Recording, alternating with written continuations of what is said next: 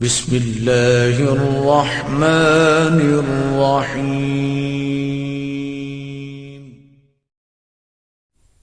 اب یہ نہ کہیے گا ممبر پہ مشکل بحثیں لے کر کیوں آتے ہیں، یہ نہ کہیے گا، یہ میں پہلے بھی عرض کر چکا ہوں۔ ممبر پر جب خطیب آتا ہے، خطیب مکتب حسینی، خطیب مدرسہ غدیر، خطیب آل محمد، وہ خطیب جس کا وظیفہ ہے ذکر قرآن اور ذکر اہل قرآن، اس خطیب کی ذمہ داری یہ ہے کہ جیسے جیسے اس ممبر کی سیڑھیاں چڑھ کے خود بلند ہو، ویسے ہی پورے معاشرے کو پکڑ کے بلند کرنے کی کوشش کرے۔ معاشرہ بلند نہیں ہوگا تو حق ممبر ادا نہیں ہوگا۔ اب دیکھیے پھر وہ بات سے بات نکلتی ہے، معاشرہ کیسے بلند ہوگا؟ پورا انسانی معاشرہ، اور بالخصوص جو کلمہ گو حضرات ہیں، یہ یاد رکھیے کہ بغیر قرآن و حقیقت قرآن سے وابستگی ممکن نہیں ہے کہ آپ بلند ہو سکیں۔ قرآن مجید کی مثال بھی حبل اللہ سے دی گئی ہے، اور جان قرآن، محافظ قرآن، نفس قرآن حضرت امیر المومنین علی ابن ابی طالب علیہ السلام کی مثال بھی حبل اللہ سے دی گئی ہے۔ لسان پیغمبر پر حبل اللہ، اللہ کی مضبوط رسی، حبل اللہ المتین۔ یہ رسی کی مثال کیوں دی گئی؟ رسی کوئی بہت حسین و جمیل چیز ہوتی ہے، تشبیہ تو دی جاتی ہے عموماً، اور ارباب بلاغت جانتے ہیں، شاعری اور ادب سے جو سروکار رکھتے ہیں، فصاحت و بلاغت و حسن بیان، کہ تشبیہ جب دی جاتی ہے تو کسی حسین چیز کی دی جاتی ہے۔ سامنے معشوق ہے آپ، اور وہ ہے تو آپ ہی کے جیسا، انسان ہے، دو آنکھیں ہیں، بھویں ہیں، خد و خال ہے، آپ مثال اسے دے رہے ہیں چاند کی، یا مثال دے رہے ہیں اگر بہاریہ ذوق ہے تو گلاب کی، یا اگر اور پر نور آپ کا ذوق ہے تو مثال دے رہے ہیں سورج کی۔ کیوں؟ گلاب زیادہ حسین ہے، خوبصورت ہے، چاند زیادہ حسین ہے، خوبصورت ہے، پر نور ہے، سورج اصلا نور کا سرچشمہ ہے اس عالم مادی میں۔ تو تشبیہ دی جاتی ہے عموماً، ہاں کسی کی مذمت و حجو کرنی ہو تو الگ بات ہے، وہ باب الگ ہے۔ اور بدقسمتی سے ایسے لوگ ہوتے بھی ہیں کہ جن کی مجبوراً بھی حجو کرنی پڑتی ہے، لیکن میرا ذوق یہ ہے کہ ممبر پر عموماً ایسے لوگوں کا تذکرہ نہیں کرتا، کیونکہ یہ پرنور بزم جو نکھت و خوشبو بہشت سے معمور ہے، اس میں کوئی ایسا نام آنا نہیں چاہیے کہ جس سے خوشبوئیں بھی دور ہوتی چلی جائیں۔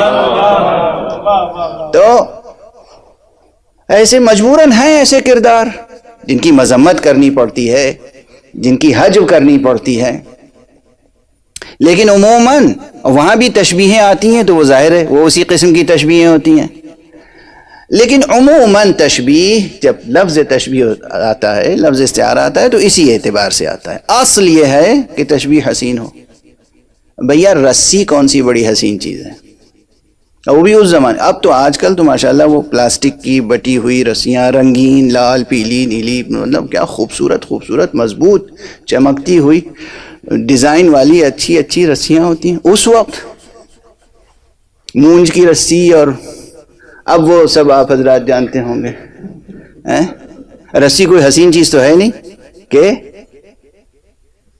جس سے تشبیہ دی جائے۔ پھر تشبیہ کیوں دی گئی؟ میرا خیال ہے یہ بحث سب بچے سمجھ جائیں گے۔ رسی کا سب سے زیادہ استعمال کیا ہے؟ رسی اس زمانے میں جب قرآن نازل ہو رہا تھا، سب سے زیادہ معاشرے انسانی کے لیے سب سے زیادہ جو استعمال تھا وہ تھا کنووں سے پانی نکالنا۔ یقین فرمائیے باقی سب استعمال رسی کے ثانوی ہیں، وہ سب کمتر درجے پہ۔ اصل استعمال ہے کنویں سے پانی نکالنا۔ کنویں سے جب پانی نکالتے ہیں تب تشبیہ، یہ سب بیان اس لیے کر رہا ہوں تاکہ تشبیہ مکمل ہو جائے۔ تو کیا ہوتا ہے، ایک ڈول یا ایک بالٹی یا کوئی ظرف، کوئی برتن رسی کے ایک سرے پہ بندھا ہوتا ہے، اور رسی کا ایک سرا اوپر کسی صاحب اختیار اور صاحب قوت کے ہاتھ میں ہوتا ہے۔ وہ اسے اوپر سے ڈھیلتا ہے وہاں تک جہاں تک پانی میسر آ جائے. جب وہ ظرف پانی سے بھر جاتا ہے تب وہ رسی کو کھینچنا شروع کرتا ہے. اب جو چیز نیچے ہے وہ اوپر چلی جاتی ہے. کبھی رسی کے ذریعے اوپر کی چیز نیچے نہیں لائی گئی, کبھی ممکن نہیں ہے, نقصان ہوگا, خطرہ ہے. رسی کے ذریعے ہمیشہ نیچے کی چیز اوپر لے جائی جاتی ہے. اتنی بات سمجھ میں آئی نا؟ قرآن مجید وہ نور کی رسی ہے جس کا ایک سرا دست قدرت میں ہے, دست حق میں ہے, اور دوسرا سرا نیچے اس لیے ڈال دیا گیا تاکہ انسان اس سرے کو پکڑ لے, اس سے وابستہ ہو جائے.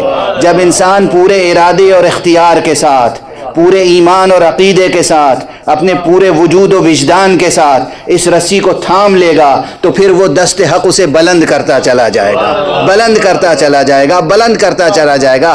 تو قرآن سے وابستہ ہوئے بغیر اس معاشرے کا بلند ہونا ناممکن ہے. یہی شان قرآن کی ہے, یہی شان اہل بیت کی ہے.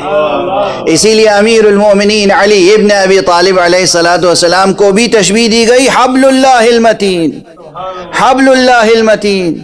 اور وہ جو آیت بار بار پڑھی جاتی ہے اتحاد کی دعوت دینے کے لیے, وَاعْتَصِمُوا بِحَبْلِ اللَّهِ جَمِيعًا وَلَا تَفَرَّقُوا, تفسیر اہل بیت دیکھ لیجئے, سب کے سب وابستہ ہو جاؤ اللہ کی رسی سے, تفرقہ نہ کرو.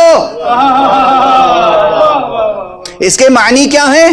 افسوس ہے, یہ افسوس ہے. خود تشریح پیغمبر, توضیح پیغمبر, تفسیر پیغمبر, تعویل پیغمبر کو نظر انداز کر کے لوگ اعلان کیا کرتے ہیں یعنی جس کو پکڑ کے متحد ہونا ہے اسی کو چھوڑ کے سب متحد ہو جاتے ہیں. یہ اتحاد وہ ہے جو خدا کو منظور نہیں ہے. اصلا یہ اتحاد نہیں ہے.